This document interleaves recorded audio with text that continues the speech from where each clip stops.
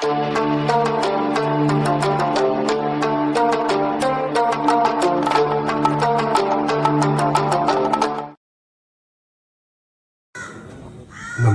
പറയുന്നു.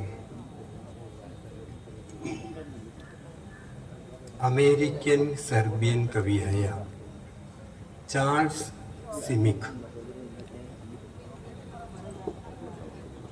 കവിതയെക്കുറിച്ച് പറഞ്ഞ ഒരു പ്രസ്താവം ഈ അവസരത്തിൽ ഓർമ്മിക്കാൻ ഞാൻ ആഗ്രഹിക്കുകയാണ്.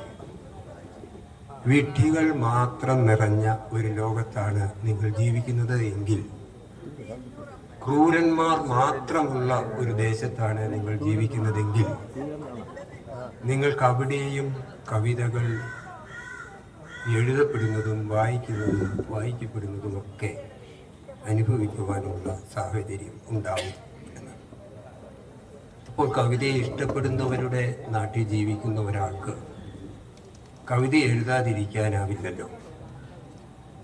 ദീർഘകാലം കവിതയെ തടവിലാക്കിയ ഒരു വ്യക്തി ആ തടവിൽ നിന്ന് തൻ്റെ കവിതയെ തുറന്നു വിടുന്ന വിധിന്യായമാണ് ഇരിപ്പിനെ കുറിച്ച് ഒരു ലഘുപന്യാസം എന്ന ഈ കാവ്യ സമാഹാരം.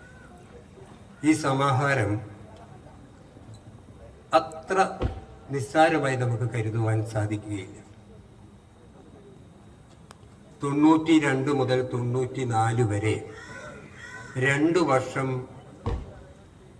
എന്നെ പഠിപ്പിച്ച, ഞാനേറെ സ്നേഹിക്കുന്ന പ്രിയപ്പെട്ട കവി KG ശങ്കരപ്പിള്ള മാഷ്